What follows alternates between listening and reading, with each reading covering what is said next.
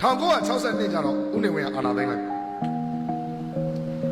ဦးနေဝင်းအာဏာသိမ်းပြီးတော့မဆလာခဲ့အဲ့ဒီနောက်ကျတော့ဗိုလ်ချုပ်ကြီးတန်းရွှေတို့ကအာဏာထပ်သိမ်းတော့စစ်အစိုးရလက်ထက်တောင်းလျှောက်ပညာရေးကို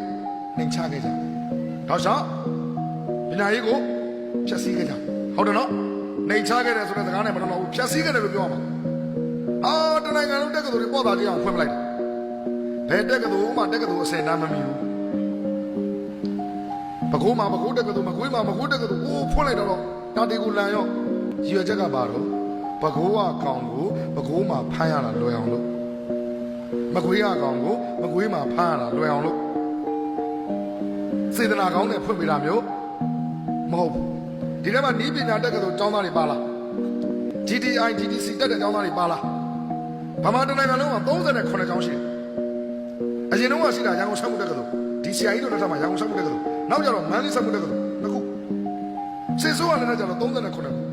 ဘယ်ကျောင်းမှစက်မှုတက္ကသိုလ်အင်္ဂါရနဲ့မညီဘူးဘာပစ္စည်းမှလက်တွေလုပ်เสียကောင်းကမရှိဘူး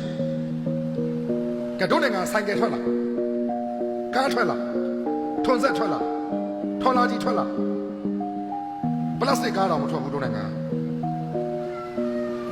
တကယ်တော့အဲ့ဒီလိုကျောင်းတွေအကုန်လုံးလိုက်ပြီးပတ်စံတွေတော့ဖြုံးမယ်အစားကျောင်းကောင်းကောင်းကြီးတစ်ခုကိုပြည့်စုံအောင်ကဘာနဲ့ရင်မောင်တန်းနေအောင်လုပ်ပေးရမှာမဟုတ်ဘူးလားထားလိုက်ပါတော့ဒီလိုပြောရင်စစ်ဆိုးရမကောင်းကြောင်းတွေပြောတယ်ဖြုံးမယ်ထားလိုက်တော့သူတို့လည်းမြေတာပို့ပါလေနော်သူတို့လည်းမြေတာပို့ပါလေသူတို့လည်းသူတို့အကြောင်းနဲ့သူတို့နီးပါပြီသွားကြပါလိမ့်မယ်